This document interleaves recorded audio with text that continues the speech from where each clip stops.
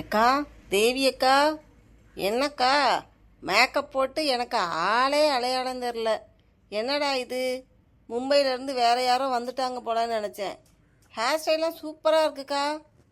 அட போப்ல, என் முடிக்கு எந்த ஹேர் ஸ்டைல் வச்சாலும் நல்லா இருக்க மாட்டேக்கி. இதை அன்னைக்கு நான் ஒரு வீடியோவில் பார்த்தேன், சூப்பராக இருந்தது. ஆனால் எனக்கு வச்சா நல்லாவே இல்லை. ஏக்கா, ஏன்க்கா அந்த பக்கமே திரும்பி பேசுகிற? ஏய், இந்த ஹேர் ஸ்டைல் பண்ணது ஒரு மாதிரி இருக்கு. தலையை டக்குன்னு கூட திருப்ப முடியல. பேசாம எப்பயும் போல நார்மலா வச்சிடவா? ஏக்கா, இது உனக்கு நல்லாதாங்க்கா இருக்கு. அப்படியா? ஆசைப்பட்டு தான் பண்ணேன்.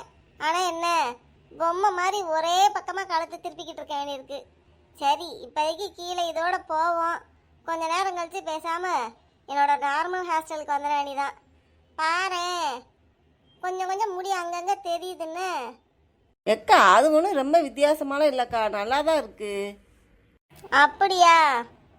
சரி, அப்போ பார்ப்போம். ஏய், ரெண்டு பேரும் ஒன்றா பேசி வச்சு சேலை கட்டின மாதிரி இருக்கு, மேட்சிங்காக இருக்கு. நீ வேற, அவ என்ன சிலை கட்ட போறான்னு எனக்கு தெரியாது, நான் என்ன சிலை கட்ட போறேன்னு அவளுக்கு தெரியாது. ஆனால் பாரு, கொஞ்சம் பார்க்கறதுக்கு ஒன்று படையா இருக்குன்னு. அதான் சிஸ்டர்ஸுங்கிறது. அப்புறம் நாங்கள்லாம் என்ன சிஸ்டர் இல்லாமல் பிரதரா? ஆமாக்கா, கல்யாணத்துக்கு எடுத்து கொடுத்த சரியா எப்போ கட்டுறது? ஒரு மத்தியானம் லஞ்சுக்கு அப்புறம் அதை கட்டலாமா? ஆமாக்கா, நாங்களுமே அப்படி தான் நினச்சிருக்கோம். சரி, அப்போ ஓகே, மத்தியானம் லஞ்சுக்கு அப்புறம் கட்டலாம். சரியா? எல்லாரும் ப்ளவுஸ் தச்சாச்சுல? ஆமாம், எல்லாரும் ப்ளவுஸ் தச்சாச்சான்னு எப்போ வந்து கேட்க? சரிம்மா, தெரியாமல் கேட்டுட்டேன். சரி, என்ன போகலாமா? பிள்ளைகள்லாம் அப்படியே கிளம்பி போயிடுச்சு, மணி ஆயிடுச்சு, போய் சாப்பிட்டுட்டு போக வேண்டாமா? ஏப்பா, நீங்கள் மெதுவாக கிளம்பி வாங்க. எங்கள் வீட்டையா கூப்பிட்டாச்சு, அதனால் நான் வேகமாக அவங்க கூட போகிறேன். நீங்கள் 2 பேர் வராப்பா தான் வாங்க. இன்னும் எதுவும் மேக்கப் இருந்தால் மெதுவாக வாங்க, நான் முதலே போகிறேன். ஏக்கா, இந்த பிள்ளை சரியான ஆளுக்கா. இவ்வளோ நேரம் நம்ம கூட தான் இருந்தது. இவ பாரு, அவ வீட்டுக்கார கூப்பிட்றாங்க, ஓடுது. ஆமாம், உனக்கு என்ன, நீ அத்தானை நல்லா ஊரில் விட்டுட்டு வந்துட்ட. இல்லாட்டி இந்நேரம் நீ என்ன எங்கள் கூடயா இருப்ப? சரி வித்யா, நீ போனா போ, நானும் தேவியும் வர்றோம். ஆமாக்கா, நம்ம 2 பேர் தான் லாஸ்ட்ன்றதுனால சாவியை பூட்டி பத்திரமா கொண்டு வர சொல்லியிருக்காங்க.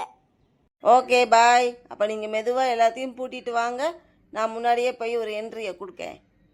குடுமா, போ போ. என்னக்கா, அத்தான் காலையில் 8:30க்கு தான் வந்து தூங்கவே போனாங்களே, இப்போ எழுப்பிட்டியா? இல்லைம்மா. சரி, 8:30க்கு தானே போய் படுத்துருக்காங்க. 2 நாளாக வேறு டியூட்டி பார்த்துட்டு வந்திருக்காங்க. கொஞ்சம் நேரம் தூங்கினா தூங்கட்டும், நம்ம போய் சாப்பிட்டுட்டு நான் அவங்கள வந்து எழுப்பி விட்றேன். அவங்க என்ன 10 நிமிஷத்தில் குளிச்சுட்டு பேண்ட் ஷர்ட்டை போட்டு வர போகிறாங்க, அவ்வளோதானே.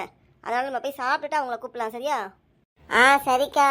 அத்தாங்க போய் தாங்க பேசாமல் இருக்காங்க. இதே இது என் வீட்டுக்காரா இருந்தால் சண்டை போட்டிருப்பாங்க. எதுக்கு, ரூம் பிரச்சனைக்கா? ஆமாக்கா, நீ என்ன அவ்வளோ ஈஸியாக சொல்கிற? வீட்டு மாப்பிள்ளை. சரி, இவங்களும் வீட்டு மாப்பிள்ளை தான். இப்போ வித்யாவுக்கு பிரச்சனை இல்லை, அவங்க உள்ளூர். அதனால் அவன் மாப்பிள்ளை உள்ளூரில் வீடு இருக்கிறதுனால போய்க்கிடுவாங்க. ஆனால் அவங்க போகலை, நைட்டு ஃபுல்லாக தான் இங்கே தான் இருந்தாங்க. இருந்தாலும் சொல்கிறேன், அவங்களுக்காவது நினச்சா டக்குன்னு வீட்டுக்கு போக முடியும். அத்தான் தான் வெளியூர்லேருந்து வந்திருக்காங்க. இப்போ ரம்யா மாப்பிள்ளைக்கெல்லாம் 2 ரூம் கொடுத்துருக்காங்கல்ல அவங்க வீட்டு ஆளுகளுக்கு. அப்போ அத்தானுக்குன்னு கொடுக்க வேண்டாமாக்கா? சரி வீடு, நம்ம வீட்டுகளில் என்ன ரூம் போட்டு கொடுத்தா கல்யாணத்தை அட்டன் பண்ணுவோம்? அப்படி இல்லைல்லக்கா, அத்தானுக்கு அது ஒரு மாதிரி இருக்கும்ல. புரியுது தேவி, அதுக்கு என்ன செய்ய? எல்லாத்தையும் ஒன்றா நடத்துகிறேன் ஜோதிச்சு டைலாக் மட்டும் பேசுகிறா. ஆனால் பண்ணுறதெல்லாம் ஒரு ஆளை வசதி வச்சு இன்னொரு ஆளை ஒரு மாதிரி தான் பண்ணுறா. ஆனால் யாரை விட்ட சொல்ல முடியுது? ஆனால் இத்தனைக்கும் நான் சில நேரம் கேட்குறதெல்லாம் கேட்க தான் செய்கிறேன். அப்புறம் உங்கள் கல்யாணத்தை நாங்கள் தான் எடுத்து பண்ணோம், ஆனால் என் பையனுக்கு இப்போ பண்ணி வைக்க யாரும் இல்லை, கடைசியில் எனக்கு தான் யாரும் இல்லாமல் போயிட்டாங்க அப்படின்னு ஒரே புலப்பமாக புலம்புறா. ஆனால் செய்கிறதெல்லாம் வேண்டாத வேலை. சே, ஆனால் நம்ம வீட்டாளுக்கு ரொம்ப மோசம்க்கா, எனக்கு மனசே வெறுத்து போச்சு. தேவி, உண்மைக்கே சொன்னால் எனக்கும் கஷ்டமாக தான் இருக்குது. இருந்தாலும் சரி, ஒரு கல்யாண வீட்டில் வந்து உம்முன்னு இருக்கக்கூடாது, அதை காமிச்சிக்க கூடாதுன்னு தான் பேசாமல் இருக்கேன். ஏக்கா, இங்கே யாரும் உன்னை போய் சண்டை போட சொல்லலை. ஆனால் நல்லா தெரிஞ்சுக்க, நம்ம வீட்டுக்காரி நம்ம பிள்ளைகளையும் நம்ம தாக்கா விட்டு கொடுக்கக்கூடாது. அடுத்த தடவை வரும்போதெல்லாம் கண்டிப்பாக, அடுத்து வேறாவது ஃபங்க்ஷன் இங்கே இருந்ததுன்னா நான்லாம் கண்டிப்பாக ரூம் போட்டு தான் வருவேன்.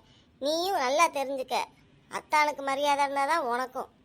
பாவம், எனக்கு அத்தானை பார்க்கவே சங்கடமாக இருக்குது. நல்ல வேலை அவங்கெல்லாம் வரல. பார்த்துக்கலாம் தேவி, இந்த விசித்ரா சித்தி பேசுகிற பேச்சு தான் தாங்க முடியல.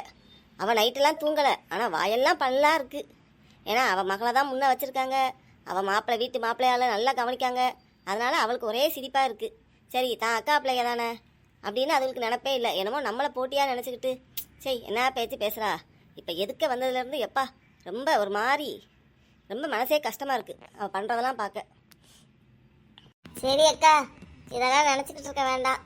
வா போய் சாப்பிட போவோம். பிள்ளைங்க அப்போதான் அதுகளே அம்மா நாங்கள் சாப்பிட்டுட்டோம்மா அப்படின்னு வந்து சொல்லிட்டு போயிடுச்சுங்க. பரவாயில்லக்கா, நம்ம பிள்ளைகளிட்டு நம்மளுக்கு கரைச்சதே இல்லை. பேசாமல் கிளப்பி விட்டோம். அது வாட்டு நாள் அதுகளா சாப்பிடுது. நம்ம என்ன அதுகளை இழுத்துக்கிட்டாவே அழைக்கிறோம். ஆமாம் தேவி. சரி வா, லேட் ஆயிடுச்சு போவோம். மணி இப்பயே பாரு அந்த இருந்தாலும் 9:45 ஆயிடுச்சு. எல்லாரும் குளிச்சுட்டு 5 நிமிஷம் குளிக்க வந்துட்டு போயிட்டாங்க. கடைசியில் நம்மளுக்கு லேட் பண்ணி விட்டாங்க. இப்போ எல்லாரும் என்ன சொல்லுவாங்க, அக்கா மாரு 2 பேரும் எப்போ வராங்க பாரு அப்படிம்பாங்க. நம்மளுக்கு தேவையா? வா முதல்ல சீக்கிரம் போவோம். அக்கா 10 மணி தானே முகூர்த்தம். 10 மணி தான் முகூர்த்தம். இருந்தாலும் சீக்கிரம் சாப்பிட்டுட்டு போய் மேடையில் நின்றுவோம். அதை வேற சொல்லுவாங்க, ரம்யா தான் தாலி கட்ட போகிறதுனால நம்மளுக்கு பொறாம, அந்த பொறாமையில தான் மேடைக்கு கூட வரமாட்டேக்கும் அப்படிம்பாங்க. உன்னைக்கே நம்மளுக்கு என்ன பொறாமையா? கணபதிக்கு எல்லாமே சித்தி பிள்ளைங்க. அதில் என்னமோ கணபதிக்குனா ரம்யா, ரம்யாக்குனா கணபதி, அவங்க 2 பேரும் தான் கூட பிறந்த மாதிரியான். சரி இருந்துட்டு போகட்டு, வேண்டாங்களே 2 பேரும் மாற்றி ஒருத்தருக்கு ஒருத்தர் செஞ்சுக்கிற வேண்டியதான். ஆனால் அப்புறம் எதுக்கு நம்மளை மட்டும் சும்மா எல்லாத்தையும் நான் ஒன்று போல பார்க்குறேன் அப்படி சொல்லும் போது தான் கோவமாக வருது. இது நேரடியாக வந்து சொல்லிட வேண்டியதானே. நான் ஒருத்த பொம்பளை பிள்ளைய வச்சுருக்கேன், அவள் ஒரு ஆம்பளை பிள்ளைய வச்சுருக்கா. நாங்கள் 2 பேரும் மாறி அவளுக்கு ஒன்றுனா அவன் தான் செய்வான், அவளுக்கு ஒன்று அவள் தான் செஞ்சானா நம்ம என்ன சண்டையாக போட போகிறோம்?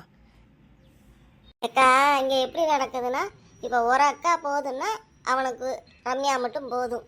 இல்லை கூட 2 பேர் வேணுன்னா அந்நேரம் நம்மளை கூப்பிட்டுக்கிடுவாங்க. இதில் பாவம் அந்த வித்யா பிள்ளை. நம்மளாவது சரி நம்ம 2 பேர் இருக்கோம். அதுக்கு 3 சின்ன பிள்ளைலேருந்து ஒன்றா தானக்கா, ஒரே செட்டு தானே, ஒன்றா தானே அலைஞ்சது. ஆனால் அந்த பிள்ளையே பாரு என்னமோ எடுபடி மாதிரி தான் வச்சுருக்காங்க. ஆனால் என்ன அது பெருசாக ஒன்றும் காமிச்சிக்க மாட்டேங்குது. அது வாட்டுக்கு பாரு இப்போ சேலையை கட்டிட்டு என் வீட்டுக்கார் வராங்க, நான் போய் கூட உட்காந்து சாப்பிட போகிறேன்ட்டு ஓடுறா சின்ன பிள்ளை மாதிரி. ஆனால் நம்ம வீட்டில் ரொம்ப ஓவராக தாக்கம் பண்ணுறாங்க. சரி விடு தேவி, எனக்கு எரிச்சலாக இருக்குது. எப்போ தான் இந்த கல்யாணம் வரும், நல்லபடியாக முடிச்சுட்டு போய் ரெகுலர் வேலையை பார்ப்போன்னு இருக்கு. இல்லைன்னா எம்மா ஒரே ஆவலாதி தான். நான் கல்யாணம் வச்சுருக்கேன், என்ன செய்றீங்க எது செய்றீங்கன்னு கேட்க மாட்டேங்கிங்க, செய்ய மாட்டேங்கிங்கன்னு. நானும் முடிஞ்ச அளவு அவங்க கூப்பிட்ட இடத்துக்குலாம் அலைய தான் செஞ்சேன். அதுக்கு மேலே என்ன செய்ய முடியும்னு சொல்லி பிள்ளைகளை பார்க்க வேண்டியிருக்கு. அத்தா வேற ஊரில் இல்லை. அக்கா நம்ம என்ன தான் செஞ்சாலும் அவங்களுக்கு நம்மளை குறைதான்க்கா சொல்லுவாங்க. நீ அதெல்லாம் நினச்சி வருத்தப்பட்டுக்கிட்டு இருக்காத. வருத்தப்படலை, இருந்தாலும் சில சமயம் சங்கடமாக தானே இருக்குது. அம்மாவுக்கு உடம்பு சரியில்லை, நான் தான் எல்லாத்தையும் பார்க்கணும். அவங்களும் ஊருக்கு போயிட்டாங்க. அப்படின்றப்ப நான் தான் என் வீட்டையும் பார்த்து அம்மாவுக்கும் அக்காவுக்கும் தேவையானதை வாங்கிலாம் தர முடியும். நல்ல வேலை புண்ணியத்துக்கு அவளுக்கு ஒரு வேலை கிடைக்க போய் சரியாக போச்சு. இருந்தாலும் கடைக்கெல்லாம் அவளால் அலைய முடியுமா சொல்லு? அவள் வேற பாவம், இப்போ அவளே ரொம்ப வீக் ஆகிட்டா. அதனால் நடக்கிறதுக்கே ரொம்ப சங்கடப்படுறா தெரியுமா? ஆமாக்கா, அக்கா வராதே எனக்கு ஒரு மாதிரி தான் இருக்குன்னு. இது வரைக்கும் இந்த மாதிரி எந்த ஃபங்க்ஷனும் வராமல் இருந்ததில்ல. ஃபங்க்ஷன்னா போதும் எல்லாரும் ஒன்றா இருப்போம். இப்போ பாரு பெரியம்மாவை பார்க்க வேண்டியிருக்கிறதுனால அக்காவால் வர முடியல. சரி சங்கடமாக இருக்குது. ஓயாமல் விழுந்துடுறாளாக்கா. ஆமாம் அவளே, நம்மளுக்கே வயசாயிடுச்சு. எனக்கே இப்போல்லாம் கால் வலிக்கு. அவளுக்கு ஏற்கனவே காலில் பிரச்சனை. இப்போ நம்மளோட வயசு 8 வயசு மூத்தவ. அதனால் இப்போ அவளுக்குலாம் ரொம்ப வீக் ஆகிட்டா. ஆமாக்கா பரவாயில்ல, அம்மா மாறாவது இத்தனை வயசு வரைக்கும் என்னத்தையாவது நடமாடுறாங்க செய்கிறாங்க. எனக்கு நம்மளெல்லாம் நினச்சா பயமாக தான்க்கா இருக்குது. சரி அக்கா போவோங்க்கா.